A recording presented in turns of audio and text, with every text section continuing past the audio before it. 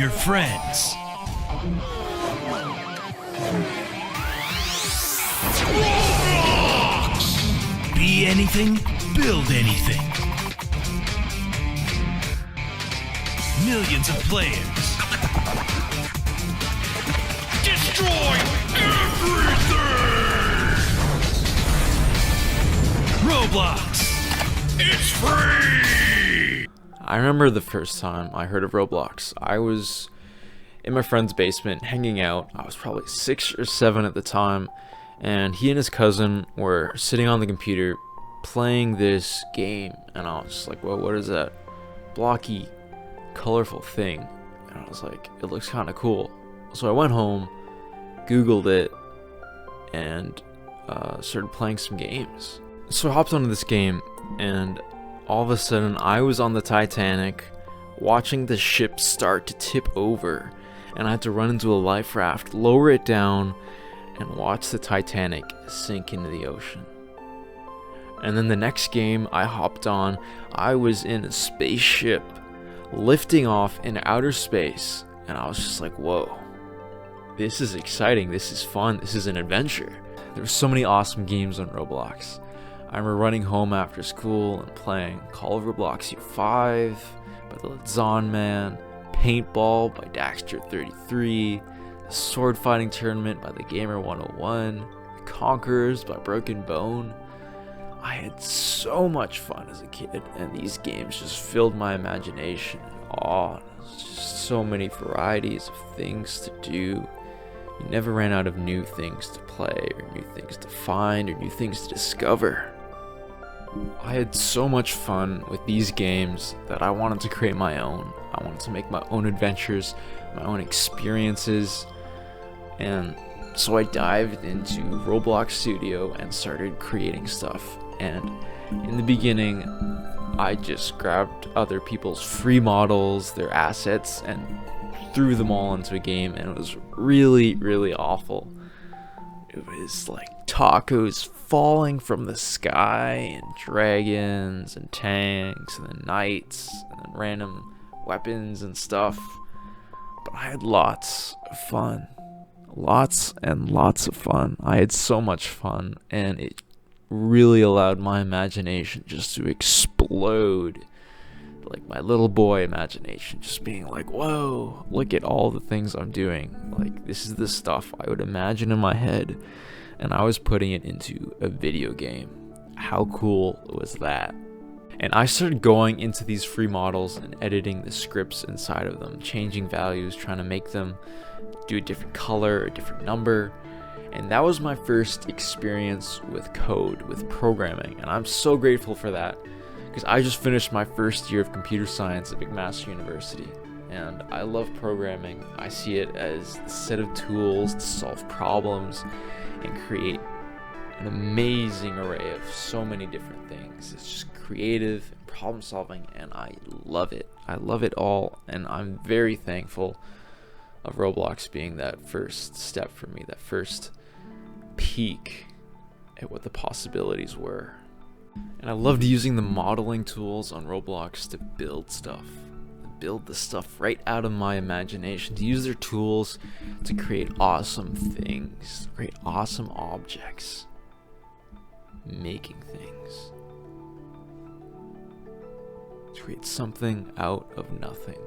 So from there, I took this free model that someone put out that gave your game a 2D perspective. It would lock your camera, and it would sort of make it a side-scrolling game. And then I took an RPG kit that someone made, and I made a 2D scrolling RPG, and I was just like, whoa, what is this? I made an RPG. Obviously, most of it was not my work, but putting it all together and making this thing, and people actually got on to play it, like random people, and I was like mind blown at like what had just happened. You know, I had loved RPGs, fighting monsters and stuff, and I just made something like that. The power and the incredibleness of it all was amazing. Roblox used to have two currencies. One was Robux, and this was the paid currency. You go to GameStop, you'd buy your Roblox card, and then you could buy Robux with it. And the other was tickets.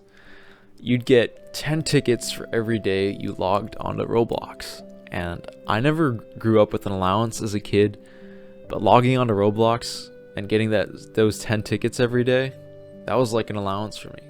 Like, if I wanted that cool hat on the Roblox catalog, I would have to save up, right? Like, if I wanted that paintball mask, it was 450 tickets. I would have to wait 45 days to get that thing. And if I wasted my tickets on some weird t-shirt over there, I couldn't get it. And I think that's part of why I'm decent with my money. It taught me how to be patient, how to save. And I do that in real life with real money. I save it up. I don't spend it all. I wait patiently to get the things that I want, the things that are important to me, and I invest. So I know that if I blow it all, I'm not going to have more to spend. You'd also get 1 ticket for every person who visited your game in a day. And I like making games, and I like getting tickets. So it made sense for me to create games to make money. That was my next venture. I was like, okay, I'm going to try to make some money out of these games. Try to make games that are successful. And I had a few games that I tried to make. One of them was Party in a Spaceship. It was sort of like a hangout club thing at the top of this Star Wars destroyer spaceship thing. There was these pre-existing games called Cole's Admin House, where you'd walk into a house and you get admin commands and you could make yourself fly or do things like that. And there was an updated admin mod called Scriptith's Admin.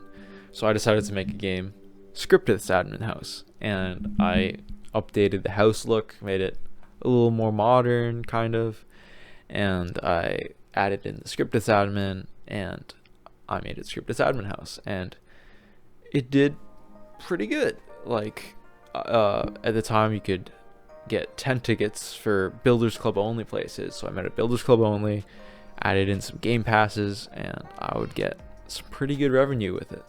I learned a lot about maintaining a game and growing a game and managing its community. I created game passes, which were basically one-time purchases where you would get perks or benefits or rewards in game. And I would create those, and I would advertise for the game. I learned how to use paint.net and Canva to create these advertisements, and I also worked on thumbnails, because getting a good thumbnail really affects who's gonna want to play your game. If it's an ugly thumbnail, if it doesn't look fun, they're not gonna want to play your game. Kind of like on YouTube, if it's an ugly thumbnail, they're not going to want to watch the video if it's not interesting, if it doesn't look good, right? Like a book cover.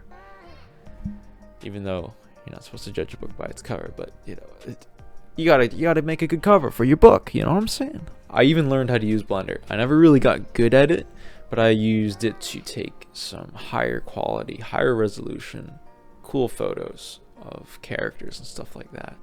Another thing you can do to hype people up is, update your game to current events. And I would give my admin house theme updates. It had a snow theme when Christmas came, and it had a Halloween theme during Halloween, and I would just try to update it and things like that. Even though my games were kind of sucky looking back, I learned a lot, and they were somewhat successful. I got around 2,500 place visits, and I sold a few game passes too, so I did get a little return for my effort. I used my love of building stuff on Roblox for my school projects. In elementary school, we learned a lot about ancient civilizations, the Mesopotamians, the Incans, the Mayans, knights, the Crusaders, and I wanted to make a project surrounding all of these themes and these old ancient stories and these buildings. So I made a game, and it looks pretty sucky going back, but it's kind of cool. And I was like, whoa, what is all of this? stuff.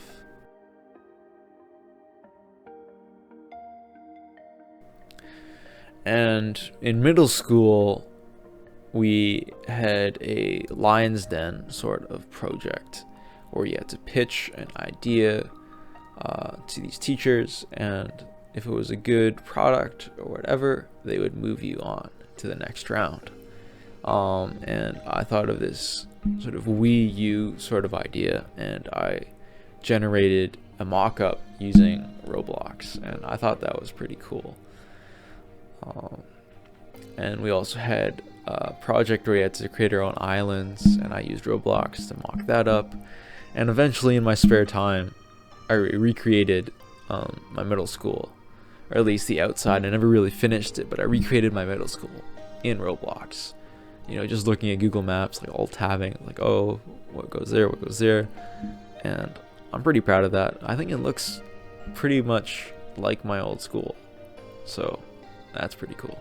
There are these avatar items on Roblox called limiteds. And they're limited items because there is a limited amount of these items out there. Each item has a unique number. And I used to trade them, and I would try to exact more and more value out of every trade. They would give me a certain number of items, and I would give them a certain number of items, and I would try to inch out a little more value in every trade. And I learned a lot about getting out there, trying to find people to trade with, messaging people, and learned a lot about creating money for myself and through those trades. And I actually gained a lot of money. The value of my limiteds right now is about 110,000 Robux, which to buy with Canadian dollars would be about $1,400 Canadian. So it's a pretty decent amount. But a lot of it is just from the value of things going up over time. I didn't make that out of trades purely.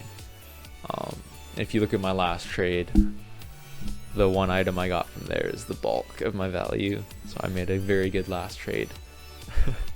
I remember the highlight of my trading career was trading with Shidletsky, one of Roblox's earliest members. I think he was like the 4th employee at Roblox, and it was just like, whoa, I'm trading with Shidletsky, and it was an awesome experience. I remember that there was these battle groups, these clans on Roblox, and I joined them, and they would do these sort of group battles of bases, or you try to capture them or defend them, and they would do these training exercises where you get better at sword fighting or these little laser gun fights. And I just had so much fun with them. It was a great community, and I decided one day to create my own group, and I called it Critical Task Force 2. It was inspired by a Canadian task force. That's where I got the name from. And I remember it was kind of a struggle naming things because I was under 13 at the time, so everything that I saw or sent was under a whitelist. So if it wasn't on that list, I would either see it as hashtags or I would say it to other people as hashtags. And that includes group names. So it was a struggle not only to name my group, but to find a name that would get past the whitelist or to go through the whitelist. But it was also a struggle to communicate with my members. But I got through all that, and it was just such an awesome thing. I learned how to lead people and build out my bases and stuff for the group, and lead exercises and training sessions. And I think at the peak of our group, we probably had like 150 people, and all of them super active. There was probably 10 to 20 to around that amount of super active people who would come and hang out with us and do stuff. But yeah, it was just an awesome experience. Taught me a lot of leadership, taught me a lot about delegating tasks, and I loved every moment of it, and I'm super grateful for that moment. And just creating it was just another example of creating something on Roblox that I'm just forever grateful for. Roblox is such an awesome place for adventure and creativity and excitement, and just an awesome community of people. I'm really grateful for what Roblox has done for me. I feel like a huge part of who I am today is from Roblox, from the things I did on Roblox as a kid and all the experiences I had there that helped me grow and shape me into who I am today. Roblox gave a lot to me, and I hope that they will continue to help inspire people and give people the tools to create awesome experiences and push creativity forward. I personally invested in the company. I think they're going to keep on doing cool and awesome, amazing things, and I think I'm investing in the future of other people. I think they help other people grow, and I think that's pretty awesome. I would love to get an internship at Roblox someday. I think it would be like going full circle. They helped inspire me to become a programmer, to learn how to code, and I would love to go there and work on things to help give back to the community, to help give back to the place where it all started. And yeah, thank you guys so much for watching this video. I really appreciate it. Please like and subscribe. It really helps me out. See you guys next time. Pew pew.